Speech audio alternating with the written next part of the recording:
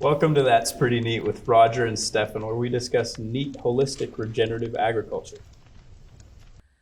That's really good. It's a really good radish. Vegan cattle ranchers. Oh, yeah, go. I'm not vegan. This is a good radish. So it looks like we have a radish, some legumes, grasses. We have, looks like a lot of stuff that we planted. So what are these? So I think firstly, Stefan, this hillside was always basically a monoculture of an annual. Yes. So you started off by saying, okay, we don't want a monoculture of an annual that happened because of 150 years of poor management. Let's try and change it to a biodiverse ecosystem full of perennials, and let's really feed the soil and try and get the whole ecosystem thing. So that, within your holistic context, was where we were trying to go. So step one, during the dormant season, during the 9 months of the dormant season, you brought the herd here at density, and you really got a really good job of breaking up the crusting and turning in the annuals and getting them in. But then we also took a bit of a shortcut. We also introduced what we thought would grow in a Mediterranean climate, and we chose grasses, broadleafs, and legumes. So here we've got a legume that's now growing here. Here we've got a broadleaf that's growing here, and here we've got a grass.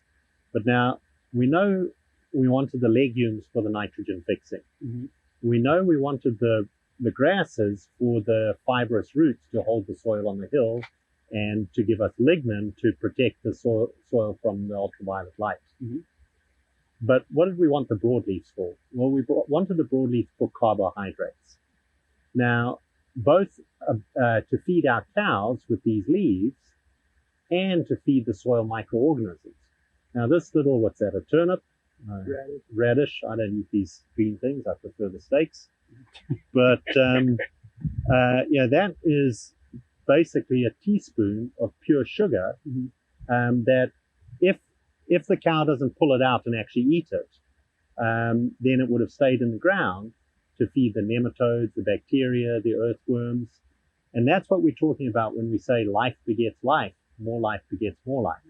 So that started as one minuscule tiny seed.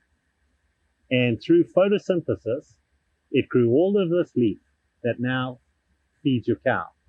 But it also put all the sugar into the soil to feed the soil microorganisms. So think about how many millions of organisms now get energy and food from that one seed germinating and growing, because we started the whole process using the herd of cattle to break up the soil crust so that this could grow. Yeah. And so that's what we're trying to make decisions. A legume to fix nitrogen, a broadleaf to get carbohydrates, and a grass for the lignin to protect the soil, to armor the soil from ultraviolet light and heat, and also to give lignin to help move the stuff through the intestine.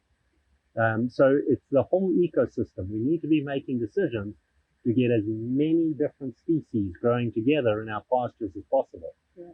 And in one of our other videos, I said a good grassland should look like a vegetable garden. Starting to look like that. Starting to look like a good grassland. Now, are you going to eat it and tell me? Does it taste pretty neat? I'm going to save this one. Give this one to my dad. He loves radish. Okay. It's pretty neat, though. Pretty neat, isn't it? You can follow Rodger at d2gftf.com and also on his socials at Rodger Savory Holistic Management on YouTube and Facebook. We are Las Cumbres Ranch. You can follow us on social media at Las Cumbres Ranch over all platforms. And thanks for tuning in. It's been real neat.